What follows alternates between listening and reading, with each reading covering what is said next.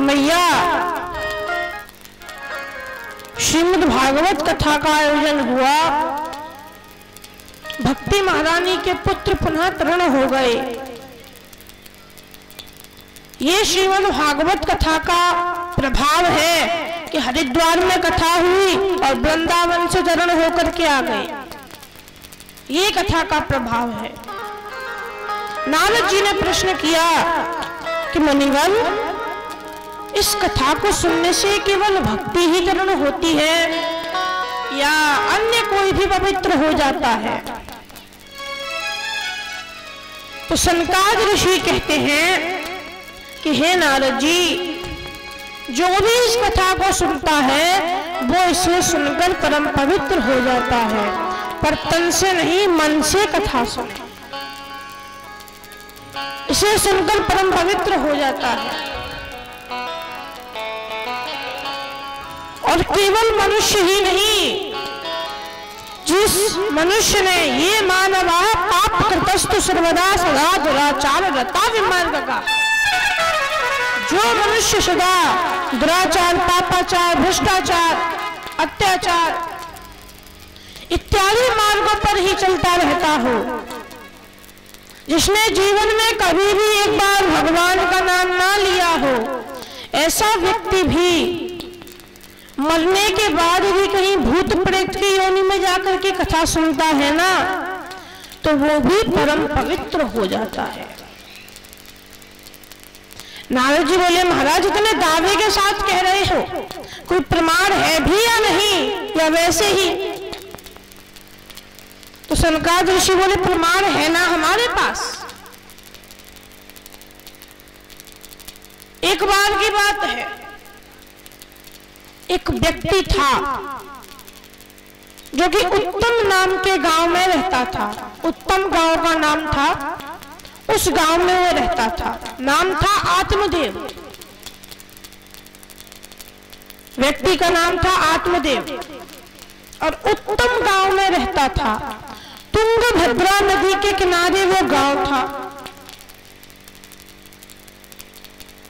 इसकी पत्नी का नाम था श्रीमती धुंधली देवी। धुंधली, और जैसा नाम वैसे ही काम।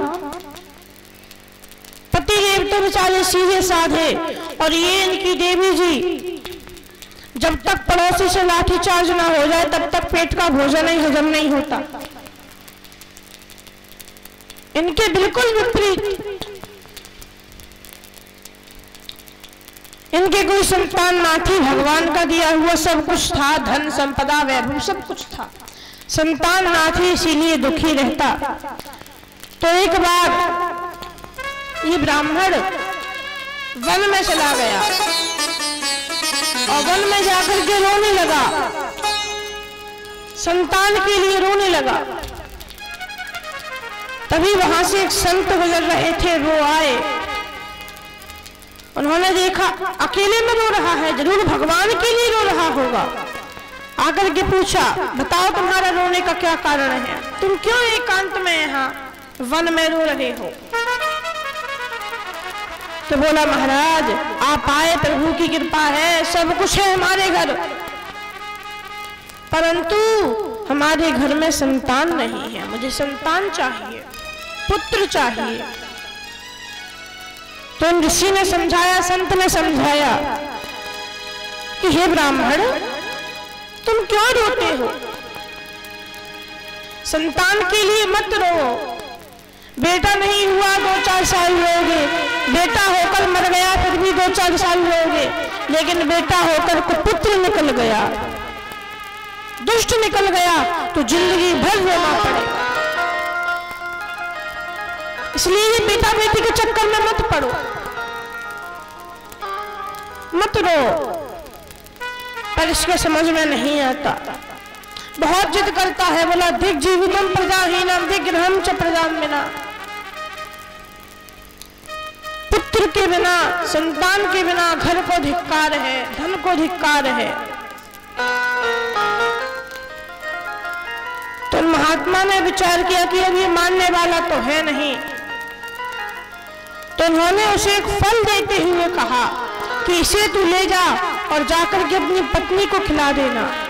संत हृदय नव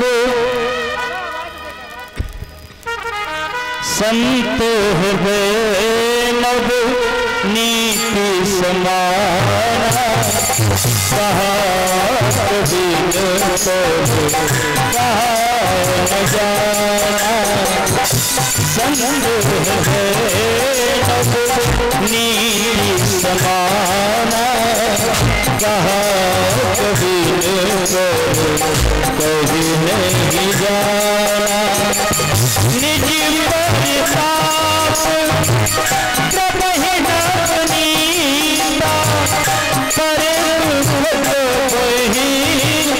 संत सुनीता श्री राम जय राम जय जय राम श्री राम जय राम जय जय राम।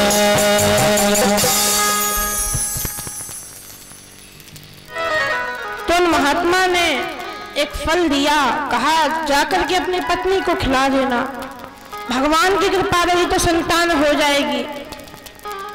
फल लिया, घर गया एवं फल को सौंप दिया कि इसे खा लो, संत का दिया हुआ प्रसाद है, खाने से संतान हो जाएगी। तो धुंधली ने कहा कि अभी मैंने स्नान इत्यादि नहीं किया है, स्नान इत्यादि पूजन हवन करके मैं खा लूंगी, आप रख दीजिए।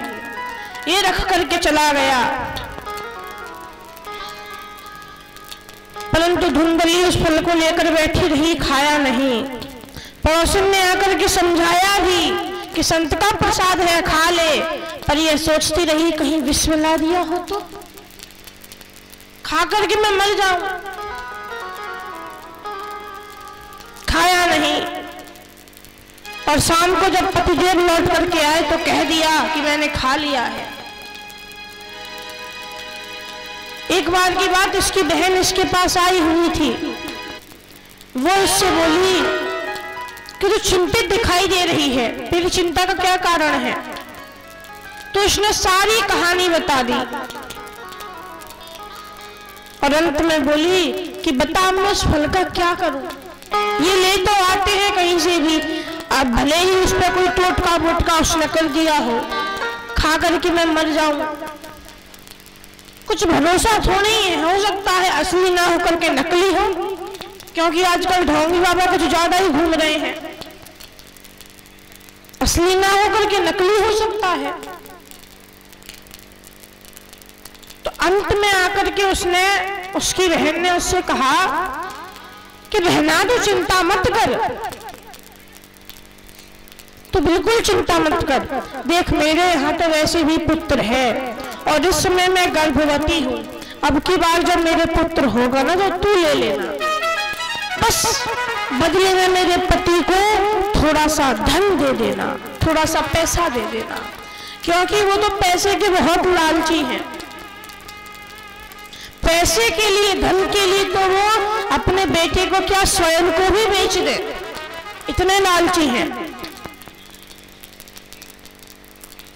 तो उसने कहा ठीक है बहना, तूने तो आकर एक पल में ही सारी समस्या का हल कर दिया, सारी समस्या का समाधान निकाल दिया।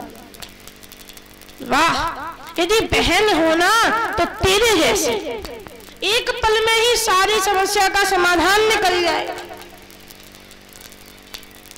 अंत में आकर के वो फल नहीं खाया, आपस में बात कर ली, पर अब समस्या ये कि फल तो खाया नहीं तो उस फल का अब क्या करें? कहीं हमने फेंक फाक दिया, अभी नजर उनकी पड़ गई तो क्या होगा? तो बहन ने एक उपाय और दे दिया, तू चिंता फिर क्यों करती है, इस फल को तू अपनी गाय को खिला दे, तेरी गाय बरसों से तेरे घर में खड़ी हुई है, इसके अभी तक कोई बछड़ा नहीं हुआ, इसे ही खिला दे, देखिए तो इस फल का प्रभाव आखिर क्या होता है। तो उसने वह फल उस गाय को खिला दिया। समय धीरे धीरे बीतता रहा, कुछ माह पश्चात इसकी बहन के बेटा हुआ, तो आधी रात को ला करके इसके पतिदेव ने इसे सौंप दिया और बदले में थोड़ा सा धन लेकर के चले गए।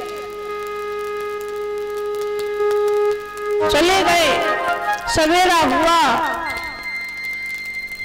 इसने अपने पतिदेव को दिखाया कि देखिए महाराज, बधाई हो, आपके पुत्र हुआ है।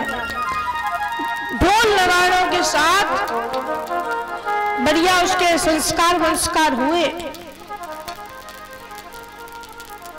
और